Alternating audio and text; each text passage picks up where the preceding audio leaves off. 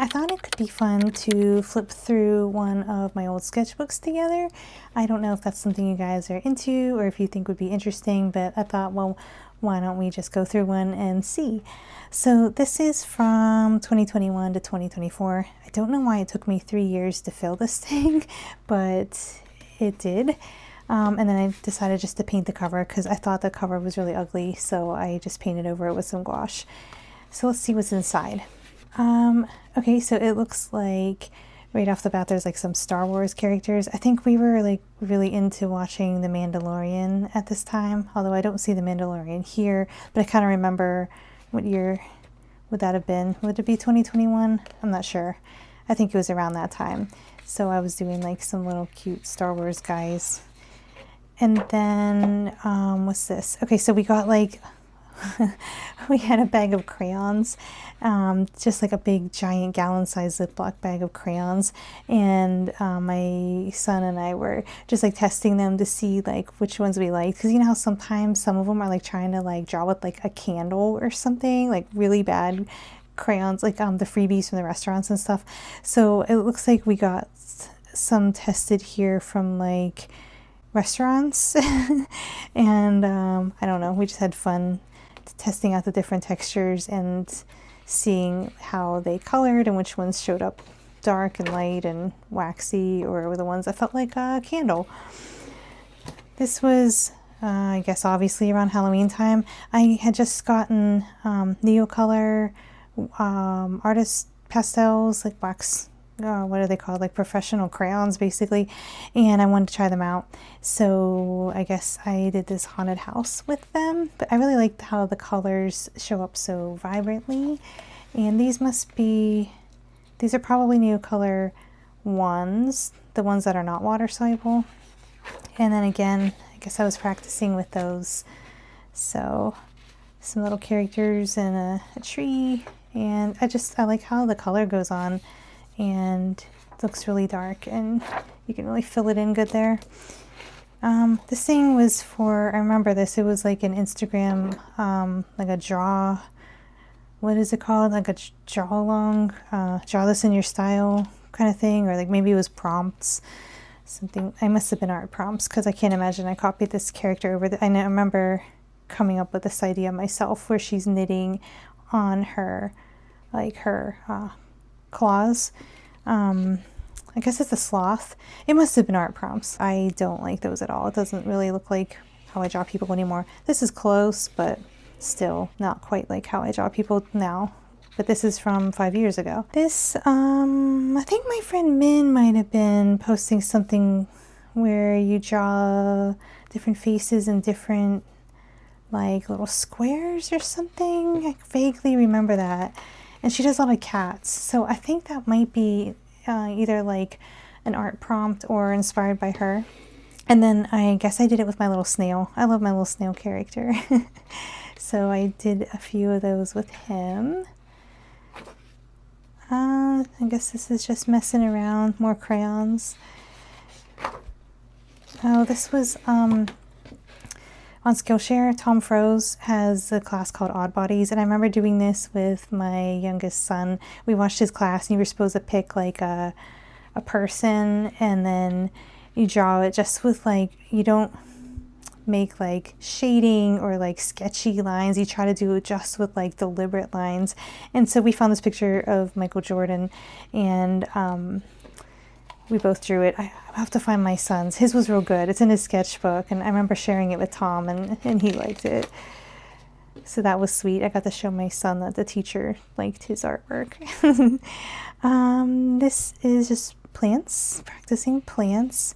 I had a book coming up, or maybe not yet. I do like to draw lots of plant characters, and I feel like it, sometimes the stuff you draw, it like brings that type of material into your life. So a lot of my book projects have actually materialized from things that I was like practicing years before, or you know, it comes back around. So I don't know if this was practicing for the plant book or if it was just me messing around, but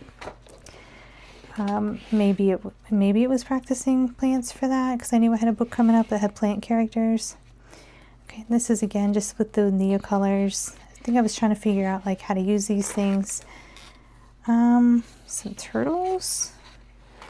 Turtle circus? I don't know. Circus turtle. I don't love how he's drawn. This was just like drawing from like a reference, like the HGTV magazine, and then drawing the scene from it, from the cover. I guess just to practice like house kind of stuff or settings. And again, there's the magazine. Here's mine. This is actually a really fun exercise to do. There's the magazine page. And there's mine. Okay, there's one more. front doors. It's kind of a fun front door. The green. I don't know if you can even see this on the camera. I guess I was just playing around with one of those like rainbow pencils. This is my backyard. And then I thought it'd be fun to kind of like doodle like stuff that's happening, almost like doodle journaling. And so I would go out in the morning, this must be in the summertime, and just sketch. And so I did like stuff that I was hearing and noticing in the front yard. I guess my neighbor must have been mowing. It must have been loud because I wrote like, is he running over sticks and rocks? And then there was this, there's always lots of noises here. There's always like some kind of construction going on, I swear. There's like roofers and people sawing and leaf blowers, and you know, it's like sometimes it's a peaceful morning with like the birds chirping, like the morning doves, and then all of a sudden there's like, I don't know, everything starts, like the landscapers start, and mowers and saws and I don't know, all kinds of chaos. Okay, so this was for my book that it was Grow at Your Own Pace, and that's by Kelsey Briner. And this was a character I was practicing for that book, and some pots. I was just getting ideas of like pots that I would like to include in the book. And this was for a project. I did some t-shirt designs for a client, and these were some of the ideas. She came up with the ideas, like what she wanted, and then I kind of just like took it and ran with it and made sketches. And those were really cute. I have these two t-shirts. I'll have to show you sometime. That was for, if you know Brianna Frizzle, Teaching the Tinies. She had a boutique and she was selling t-shirts, and so those were for her. This was more practicing characters. This ended up being a character in the book named Penny, and these were extra characters. So I had a page where there's all these characters talking to the cactus, who's the main character, and so I used these guys also on the like the end papers. And this was a pot that Kelsey had that I was going to try to incorporate, but I decided it was too busy. I don't know if you can see, but there's like leaves all over the face, and it was just like too much going on, but I was just messing around with it. And this is another character in the book named Mark, and that's Penny, and this is Callie the cactus. She's the main character in the book. And you'll have to read it to find out what happens. This is just stuff from my garden. So I had just some onion plants that were flowering, and I thought they were really pretty. And then I had the idea maybe to do like above the ground, under the ground. This is more practice for that same book. This is the character Callie. I'm just practicing expressions with her. I guess I was thinking about like book cover ideas. This is not what the book was called. Or maybe I was just practicing like this fun lettering. And again, I was just practicing pots. Her pot ended up being this one. And then I needed some like settings, like the backyard and things to put in the backyard. So I came up with these ideas. And then this was like on the, I think it's the opening page. And I ended up doing a lot of stuff to my backyard this year. Like I drew this, and then kind of tried to bring it to life. Like, and I got garden lights and all kinds of fun stuff to spruce up our backyard and make it feel magical. Although it's not like quite as magical as this scene, but it did feel like it improved a lot. So I was practicing more with the plant characters. Oh, this is my plant Figgy. She lost a bunch of leaves when we were away, and I came back and she had like dropped a ton of leaves, and but she's still alive. She's back and she's growing new leaves again, but she had to start from scratch. So she ended up with like 3 leaves. It was so terrible. This was just like ideas for like posters, like motivational posters. More plants. I like to draw a lot of plants, especially with like little faces and stuff. Some of these made it into the book. Some of them are like little prints and stuff that I've made. I think this was more stuff for the book, just messing around with like backyard stuff. Or maybe I was just sitting outside, because this is my hibiscus plant and fig. We have fig trees. So this is like, I was drawing the figs, and then the carrots in the garden must have been flowering. We got a lot of squirrels. The one year the squirrels stole all the peaches off the tree. There were like 100. I'm not even kidding you. There was like at least 100 peaches on the tree, and the squirrel took every single one of them. We got 0. We got 0 peaches. We're still mad about it. Yeah, this is our backyard. So I guess I was just messing around, like drawing stuff that I could see in the backyard. And my kids' favorite sticks. They always had like a, they don't so much anymore, but they always had like a collection of sticks. Like, oh, that's my special stick. I guess I was doing ideas for art prints. It ended up being a class that I taught. My shadow is covering it. But I ended up doing a class with how to make art prints. And then I was taking a class on like perspective. So I was just practicing in my sketchbook here with different perspectives. More practice with the cactus. I wanted to do like a page where like the camera was like at the bottom, like looking up, like she looked like huge, like tall, because she's really tiny. It didn't end up working out, but I just wanted to practice it in here, and it didn't make it. This is more ideas for those t-shirts I was designing, and some ideas for the shirt that had like the apple with it was like the city, and it ended up looking like this inside, like this apple. The apple was like pink, and then the city buildings were books and school supplies, like pencils, crayons, things like that. I thought it could be really fun to have like books as the buildings, and I like how it came out. I'll show you the t-shirt. Maybe I'll grab it before I end the video. This is, I don't know if you know Will Terry. I love his art, and I was taking a class by him and some others, children's book illustration, and they wanted you to like copy the style of an artist that you really like. So I ended up I have a lot of his books, so I ended up doing his character Bonaparte to practice it. This character is so cute. But I just like used his for reference and copied it, so I can't take credit for these really at all. Like, I just copied what he drew, but I really love this character. I think he's adorable.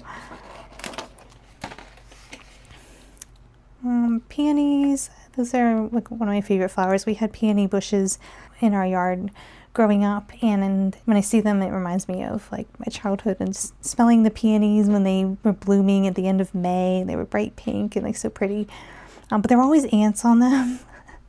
So I always like, I don't know, I guess I added an ant because I always remember that there's like, they were always not covered in ants, but there was enough ants on them. And then I think that I ended up using this as like a guide kind of thing, just like a fun, must have been like a PDF I shared. And then how to draw imaginary plants. And this is kind of like my characters from my book project. My to-do list, and I tried to make it more fun. Oh, it looks like I was filming my next class and cleaning and stuff. Oh, I guess we went swimming. That's good.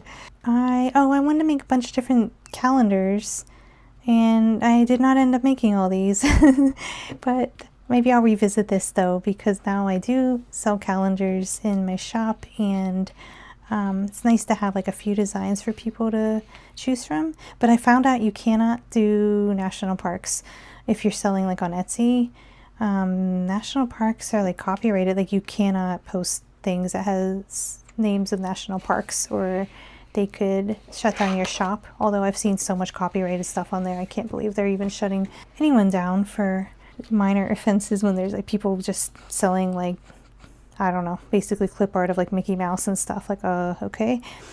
Okay, and this is my book Milo Sky Party. I was working on maybe revising some of the pages. I think I didn't like the way I did the page because I had worked on it and then put it down for a really long time and came back to it when I finally had time to work on my own stuff.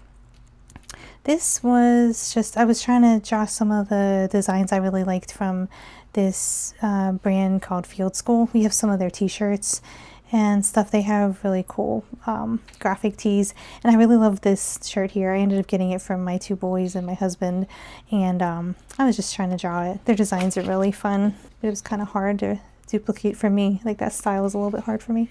This is a book project page of the Adventure Pup. He did not end up looking like that, thank goodness. And the cover did not end up looking like that, thank goodness. And I was just like trying to practice dogs because I was really struggling. You can see these like spindly legs. Like, oh my goodness, this is not good. So I needed to practice dogs. So I started practicing, like watching videos on how to draw dogs and practicing dog anatomy and stuff. And this is not what he ended up looking like really either. So here's where I started watching some like YouTube videos and stuff on how to actually draw a dog leg and learn like how it all connects and whatever, because it was obviously not clear to me judging from that page a couple back. And I found some really good tutorials. I guess his name is Aaron Blaze on YouTube if you're interested. And I tried to like follow what he was doing, and he was a really good teacher. He explained it well and helped a lot actually. And so whenever I find the tutorial like that, or if I'm following a tutorial, I try to like make a note of it, so if I need to refer back to it, I always have the name there and I can find it again. And then Pedro ended up looking like this. So I sketched these in here, and then when I was ready to do my book, I just took a picture of it and imported it into Procreate and like just like traced over my own drawing. And here he is with his favorite little dinosaur toy, and just like running and rolling over to scratch his belly. I wanted to practice paws a little bit, although I didn't really end up making them like not that this is realistic, but I didn't end up making it like super realistic in the book. It's more cartoony. Yep, I guess that's it. More dog anatomy. On the last page, he's walking away into the sunset, and so I wanted to practice that. And that's it. So you can let me know if you enjoyed this, or if you'd like to see more of my sketchbooks. I have like a whole cabinet of them. I even found an old one from when I was little, when I was visiting my parents a couple years ago, and I brought it back with me. And it's pretty funny to look at now. I'm like, oh my goodness. So I don't know if you would like to see any more of that kind of stuff, but you can let me know in the comments what you thought and if you want to see more. All right, it was fun sharing it with you. I'll see you later.